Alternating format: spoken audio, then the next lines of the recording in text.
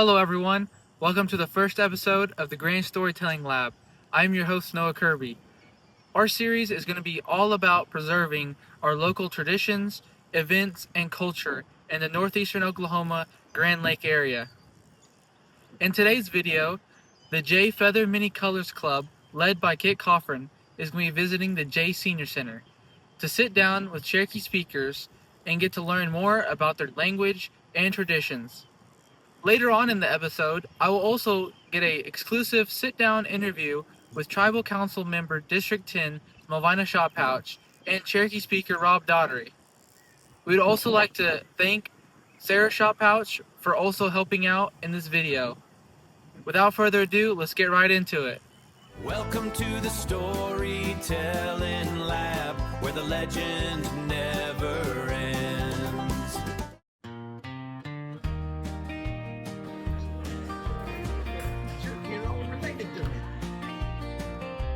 And that's so important. And I refer to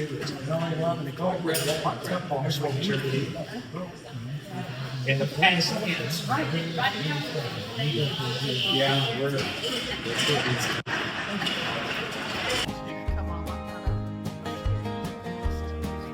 tell us a story in Cherokee where you grew up, how you grew up. So I started in, and they cut me off in about 3 minutes, and they said, Zihondika. What does that mean? Go home. Go home. Said, you don't need to go through anything else. We know you speak Cherokee. When we learned Cherokee, we didn't have this stuff. We didn't have... We knew it already. See, that's what they asked me on one of my interviews. They said, how did you learn your Cherokee language? I said, I already knew it when I was born. The question should have been, how did you learn English? English. And I always get asked, did you speak English first or Cherokee first? I don't know. I don't know. We need somebody that speaks the language the way it's supposed to be to do at J High School. When you go to those bowls, they pronounce it different too. So I know these kids have difficult hearing the words, what they're supposed to say. I know that's a challenge too. Speakers, the people that pronounce the words, they're different in every room. Yeah. Yes. So you have no idea. It could just the luck of the room that you go in, maybe different speaker, different sounds. You could ask Sarah, Melvina, and myself to say something. We'll say it the way it's not subject, verb, preposition, pronouns, and all that's nouns. We don't worry about that stuff. I can say the same thing, she can say the same thing, she can say the same thing in a different manner. Don't get offended if a Cherokee speaker laughs at you when you say something. And because you may be saying something funny and we'll laugh. We're not discouraging you, but just say it the way we say it. And when you write it down, I know some of you guys are writing. It's very important. Write down what you hear.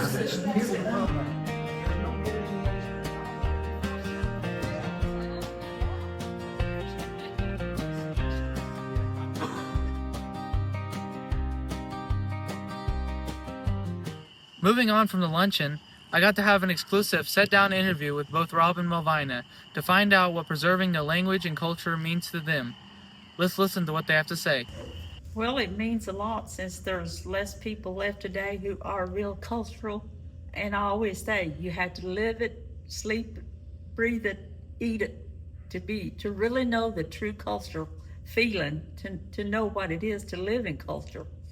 Because that was, our everyday thing that we learned, and even my grandma used to say, use your language, speak a language. When that language is gone, our culture probably be gone too. So she knew that someday that was going to happen, and so we're pretty close to that. But to preserve it, I tried to practice what I was taught, just like the word Gadugi. Gadugi word came from a long time before it ever was really brought out in the tribe. That's what people did. They learned to take care of each other no matter what it was. it's a lot to know, and there's some things, you know, in my mind that I have questions about, and I'll probably never get answer, and that's like medicine, the traditional medicine. How was it practiced? How did it work? And even like skilly. And Grandma always told me that they doctored or trained before they ever took the first meal, babies when they were born. Well, what did they feed, or what was it that they used? And I always thought, well, it's probably the soul, you know. And it talks about in the Bible what witchcraft was. That witchcraft, or what, you know, what was it? And I'll probably never get my answer as long as I live, because all the ones that knew are gone, you know. So there's a lot of culture out there that people don't know. For me, it starts with the language, because if you don't use the language and preserving, talking, displaying, helping, anything with the heritage, anything with culture, Cherokee language, you can't do it without the language. You have to start with the language. But because what we're witnessing right now, my generation, Melvina's generation, my generation, we're not seeing anybody coming behind us to take our place. Not that nobody needs to take our place, but we're not seeing nobody continuing that. There's other tribes, unfortunately, there's other tribes worse off than we are. We have 1,600 speakers is what they're saying, which means that you can just bring them all, you can fit them all in the gymnasium.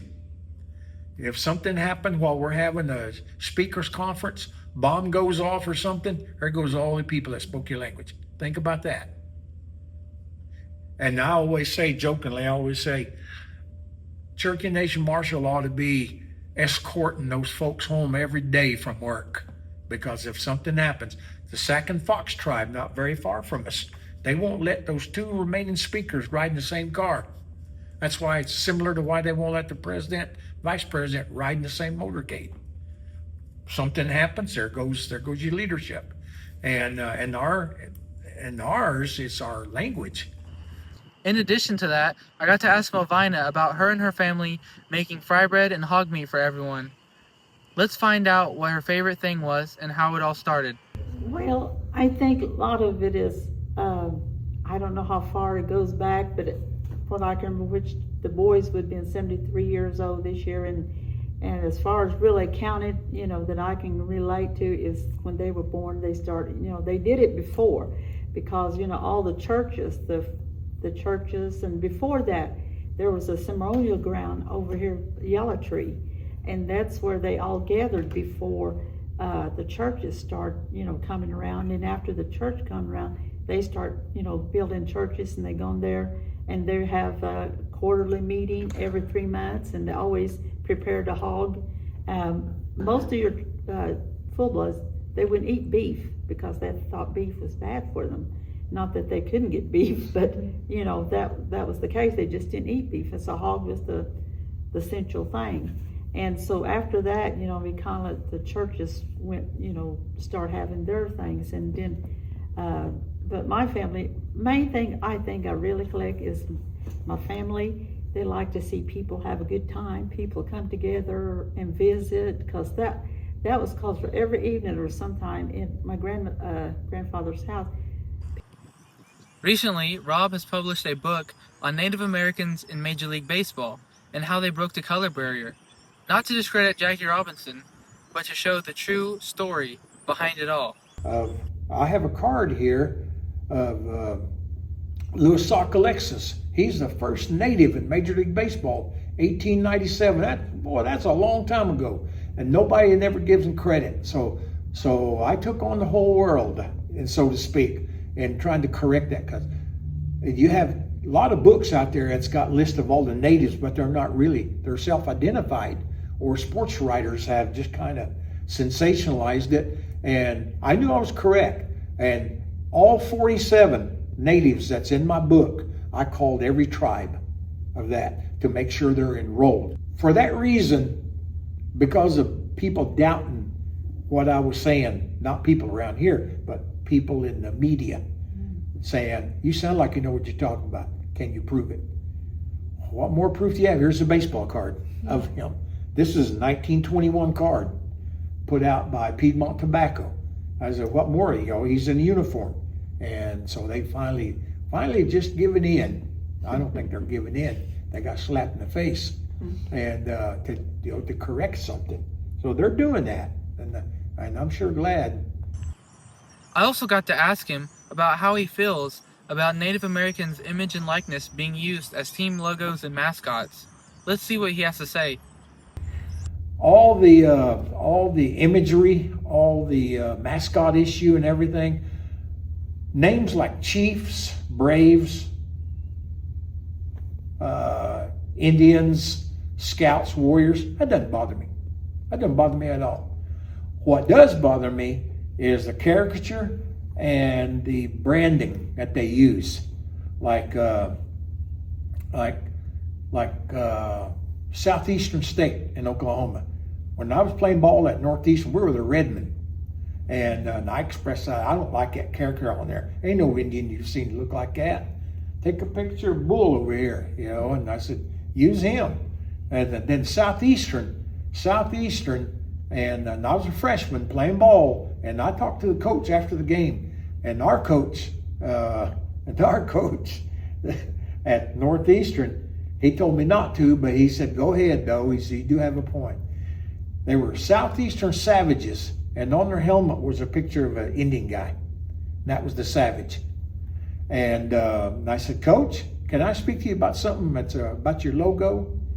Yeah, go ahead. I said, why don't I recommend, if you really want to use that word, take a picture of George Armstrong Custer in his 7th Cavalry uniform. Put that on there and keep the word savage on there, because he was the real savage. And Atlanta Braves, I've been asked about the tomahawk chop. Atlanta Braves, just the name of the team doesn't bother me at all. Kansas City Chiefs, Cleveland Indians, that didn't bother me at all. It's the behavior and the caricature that they use. Like doing that. Woo! We've been in all our life. I've never seen that. And but yet, TV, media, sports, they all do that. I'm not, and I'm not against all of that stuff. It's the behavior that gets me. Well, that wraps up our first video. Thank you to everyone who made this possible, and thank you for watching it. Please like and subscribe for more grand stories.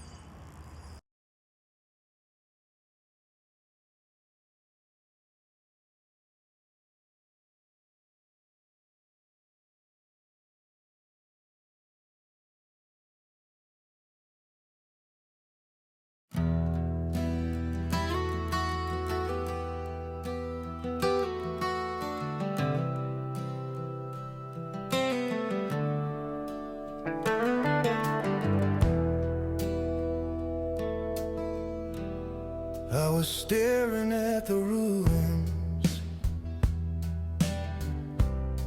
of a road I used to know, with a head full of memories and nowhere left to go. Every mile behind me kept calling out my name, but the wind said, son, don't look back, 'cause nothing stays the same. I was holding on to shadows